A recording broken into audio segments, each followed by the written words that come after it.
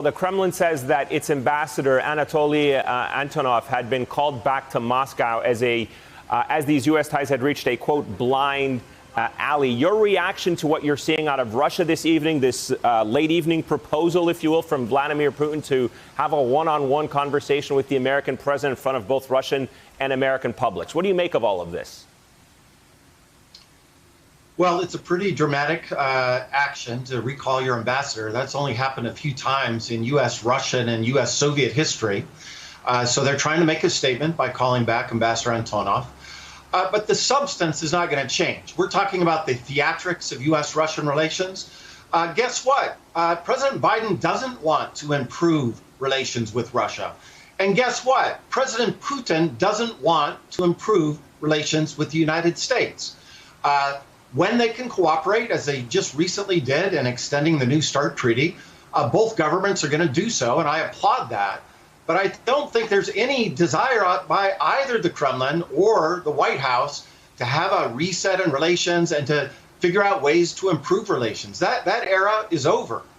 Let me play for you, since you brought up the issue of mutual interest, let me play for you what Jen Psaki, the press secretary, said about this dispute earlier. President Biden and President Putin certainly have different perspectives on their respective countries and how to approach engagement in the world. But where they agree is that we should continue to look for ways to work together, as was noted in part of President Putin's comments. And there are areas of mutual interest. Do you see any daylight there between what President Biden said and what Jen Psaki is saying in terms of cooperation in areas of mutual interest? Here's the president calling the Russian leader a killer, and at the same time saying he has no soul. But at the same time, Jen Psaki saying if there's areas of cooperation, we're going to work on it. I do, but I think it's limited. So the basic philosophical approach of the Biden administration towards Russia, not that different from their approach towards China, by the way, is to engage when they can, contain when they must, and that's, they're going to do both of those things. But there's a deficit in terms of bilateral issues where the United States and Russia can actually cooperate on something substantively. In the multilateral dimension, I think there's more there on pandemics, on climate change, on stopping Iran from obtaining a nuclear weapon. In those multilateral issues, I think Russia and the United States can cooperate. But the bilateral agenda, I think, is very thin, and neither side has any illusions that, some happy talk and some nicer words between the two presidents will somehow launch this bilateral relationship in a different trajectory.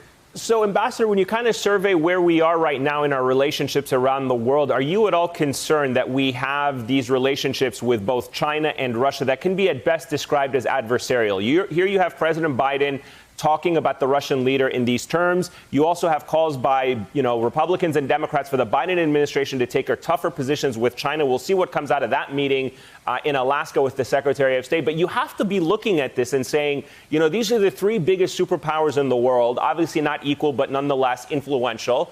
And yet the U.S. has adversarial relationships with both of them. That's exactly right. So that's an analytic statement.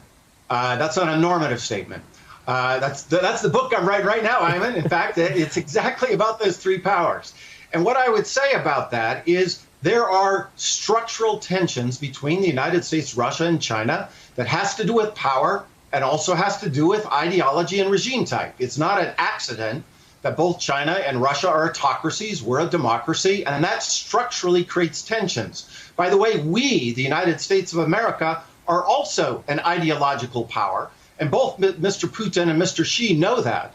So I think the challenge moving forward for diplomats is to manage those sets of issues so that we don't fall into military conflict, first and foremost, but also make sure that we cooperate when we can, we contain their belligerent actions abroad when we must, and first and foremost, try to manage these relationships, not try to have some breakthrough either with China or Russia. I just don't think that's in the cards right now. Hey, thanks for watching our YouTube channel. You should know that you can follow today's top stories and breaking news and catch up on your favorite MSNBC shows all in one place. Download the NBC News app today.